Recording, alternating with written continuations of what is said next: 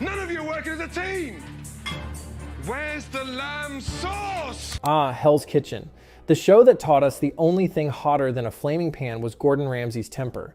Back when reality TV was raw, loud, and actually about talent, not TikTok dances and teary confessionals. It wasn't a show, it was war.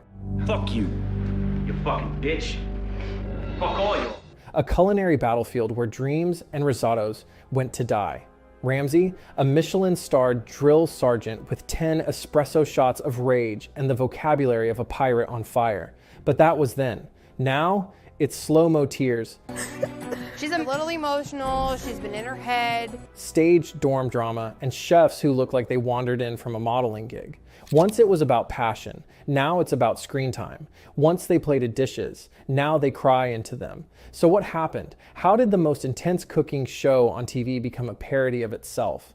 And most importantly, where is the lamb sauce?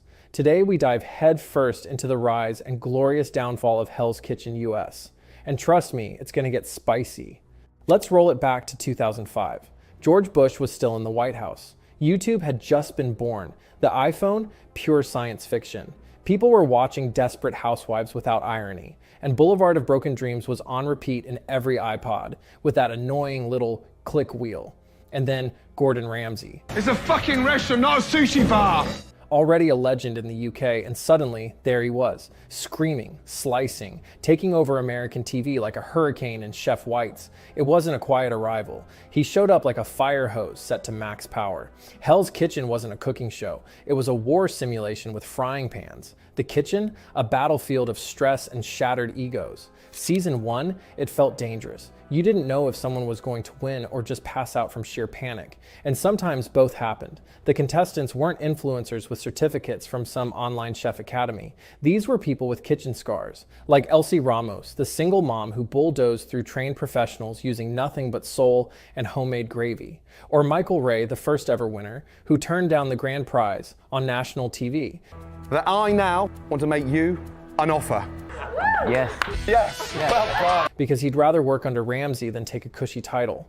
Who does that? Someone who came to cook, not to be famous. And Ramsay, that man was at his absolute peak. Yes, he yelled. Yes, he swore like a drunken sailor with a bell pepper allergy. But there was purpose behind the madness. He'd call you a useless sack of Yankee Doodle shite and then show you exactly how to fix your raw chicken. He cared about quality, not drama, not ratings, just cook well or get out.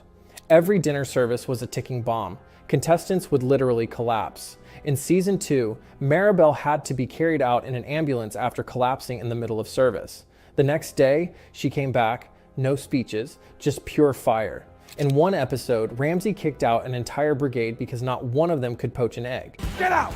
Leave me alone. Not a single one. None of it felt scripted. It was sharp, and you could feel it from your couch. And it worked. Ratings skyrocketed. Fox had struck gold. Ramsay became just as famous in the US as he was in the UK, and Hell's Kitchen became the cooking show everyone wanted to copy. Season 4, that was the sweet spot. Editing was tight. The cast was compelling. The drama felt real.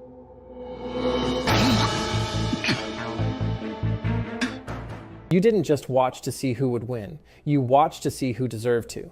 But hey, like anything left on the burner too long, it eventually starts to burn.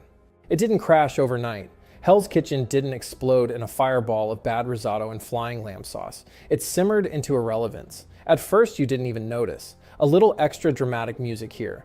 A monologue dragged out just a bit too long there. All the brushing of the teeth. Think of everything's gone in those bathrooms. We need them clean. Then suddenly, half the episode was about someone stealing shampoo in the dorms instead of who ruined the scallops. The editing bloated, the stakes inflated. What once was raw and intense now felt like a soap opera filmed in a kitchen. Every burned steak became a national emergency. Every raised voice got the full 5-minute slow motion treatment, cue tragic piano, grayscale flashbacks, and reaction shots that felt pulled from a courtroom drama. Then came the casting shift. Gone were the scarred up sous chefs who looked like they'd been through 3 divorces and a walk-in freezer explosion. In came perfectly contoured 20-somethings who looked like they were sponsored by Ring Light. Some weren't there to make dinner, they were there to make an impression. They didn't plate dishes, they stirred the pot socially and perfected the confessional stare. The producers, Oh, they ate it up like it was Gordon's last beef Wellington. Then came season 15, the infamous walkout. A contestant quit mid-service, not because they were injured, not because they fainted, but because Gordon yelled. I'm done. You're done. Leave me alone. Leave me alone. And if that wasn't enough drama, contestant Frank Calla made headlines for something worse. Sexist remarks. He claimed he wouldn't take orders from a woman and said female chefs should go back to where they came from. The backlash was immediate. Even the US Marines distanced themselves from him. And Hell's Kitchen, the show that once prided itself on grit and backbone, treated it all like a Greek tragedy. Slow zoom on the exit door, whispered commentary from the peanut gallery, dramatic cut to Gordon, looking like Zeus on a day off, flashbacks, swelling violins, existential voiceovers. Let's be real, if you go on Hell's Kitchen and can't handle yelling, that's like going on Survivor and being shocked there's sand. This moment quietly cracked the illusion. The kitchen was no longer a crucible of high-stakes discipline, it was a drama incubator. Emotional fragility wasn't just tolerated, it was weaponized. Fragility made for better clips. Tears meant engagement. Outbursts meant virality. The psychological tension stopped being about food pressure and started being about manufactured meltdown. Are you? Not as fucking look at me in the eyes! Not as pissed as I am! You fucking are! You weren't watching chefs under fire. You were watching cast members following direction. Why so emotional? Try surviving in a pressure cooker with cameras in your face, no sleep, and producers whispering, "More tears, please." And the worst part? The cooking faded into the background. Whole scenes showed zero food, just dorm arguments and diary cams. And when dishes finally appeared, it was the same old Groundhog Day lineup. Risotto, scallops, Wellington, repeat. Like the writers copy-pasted last season's script and just changed the haircuts. Each season became a formula, a soft reboot of the last. New names, same narratives, same villain arc, same redemption arc, same finale soundtrack you could hum in your sleep. And I'm fucking out of here! And the winners? Forgettable. You don't remember who won. Hell, they probably don't either. Somewhere along the way, the focus drifted. The chefs became background noise, and the moments took center stage. The sound bites got louder. The stakes got faker. And by the end of it, you weren't sure if you were watching a cooking show or a highlight reel with a side of scallops. But the worst was still to come. Let's revisit that question. What exactly happened to Hell's Kitchen? When did it stop being a test of skill and start being a theatrical spectacle? The answer, or at least a big part of it, lies in season 18. If you're looking for the exact moment Hell's Kitchen officially jumped the shark, it's this, season 18. The season where they brought back former contestants to compete against new ones. Redemption arc meets weird sequel energy. At first you think, okay, that could be fun. Maybe the veterans will school the newbies, show their growth. But what we got, a reality TV rerun in disguise. The veterans looked like they were reenacting their highlight reels. The newbies, background noise, like extras who showed up to the wrong show. Former contestants acted like they were on a press tour. New ones froze under the lights. The editing leaned harder than ever into manufactured drama. Zoom-ins, whispered threats, and more slow-mo than a Zack Snyder movie. We saw more tears than tomatoes. Entire episodes unfolded with barely a glimpse of what was actually plated. Gone were the kitchen shots, the breakdowns, the brutal but educational critiques. Instead, it was all emotion, all reaction, all surface. According to former contestants, many confrontations were reshot or pushed by the crew. Hell's Kitchen now felt more scripted than spontaneous. Budget cuts led to cheaper sets, fewer cooking scenes, and more time in the confessional chair. The kitchen wasn't the stage anymore, it was the waiting room. And then there's the so-called grand prize. Once the winner got to lead a real kitchen under Ramsay's name. Now, an executive chef position, with an asterisk. Take Corey Sutton, season 19's winner. Wow, I won. I won. The prize was to run the Lake Tahoe restaurant, but Reddit posts questioned if she ever really did.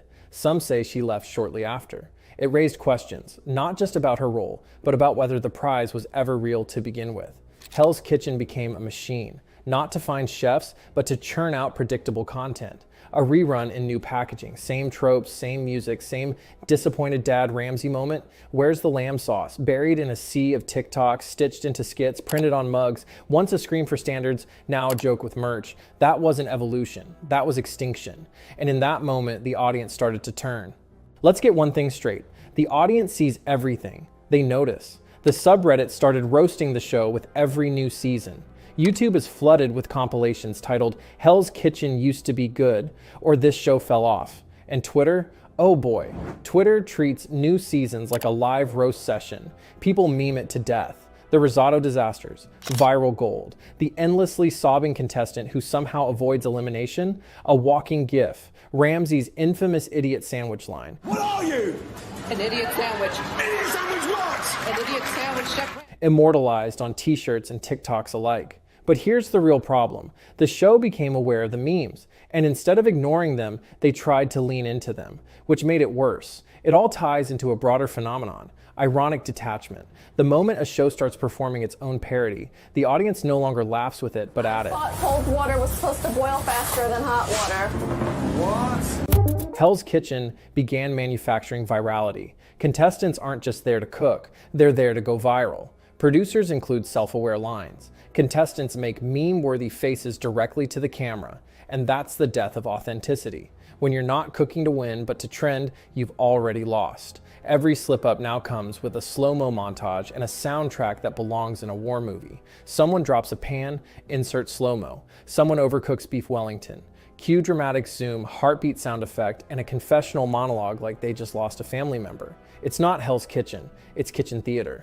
And worst of all, the food is no longer the heart of the show. We rarely see dishes being crafted, plated, or critiqued with any substance. Feedback has morphed into one-liners. Technique buried under sound effects and smash cuts. It's less about cooking and more about creating viral content with pans in the background. Just, this is raw, plate smashed, commercial break.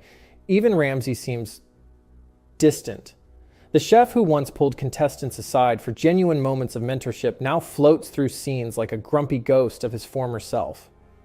There are far fewer one-on-one moments, less time spent in the dorms or kitchens giving guidance. Some fans speculate it's because he's too busy running his empire. Others think he's just tired of pretending the stakes are still real. Either way, the spark is gone. So let's return to the big question. Can Hell's Kitchen still be saved? Maybe, but only if it stops trying to be a meme factory and starts being a kitchen again. The early seasons weren't perfect, but they had purpose. Back then, the story was on the plate. Now it's in the producer's hands. What if they stripped back the overproduction? Let the food be the focus again. Let the contestants be actual chefs, not walking Instagram bios. She's a strong leader who is totally at home in the kitchen. And maybe, just maybe, let Ramsey be more than just a caricature of his own anger. Give me overcooked meat. Overcooked fucking fillet. For his stuff in it. Overcooked. Because when this show worked, it really worked. It inspired people. It made cooking feel like a gladiator sport, where every dish was a duel, every mistake a wound. It made risotto terrifying, yes, but also thrilling. And that's a beautiful thing. But now, it's background noise. A former king of reality TV now dethroned by its own formula. Once a roaring inferno, now just smoke and mirrors. And maybe that's the real tragedy. Not that Hell's Kitchen changed, but that it became the very thing it once mocked. So if you're still watching, ask yourself, are you here for the food or for the fire? And is there really a difference anymore? The fire's gone out, the kitchen's closed, and all we're left with is the smell of burnt potential. And hey, if you enjoyed this deep fried dive into reality TV chaos, go ahead and hit that subscribe button. It's free, unlike Ramsey's patience. Smash that like button like it's a raw scallop and drop your favorite Hell's Kitchen meltdown in the comments. See you in the next episode, where hopefully no one burns the risotto again.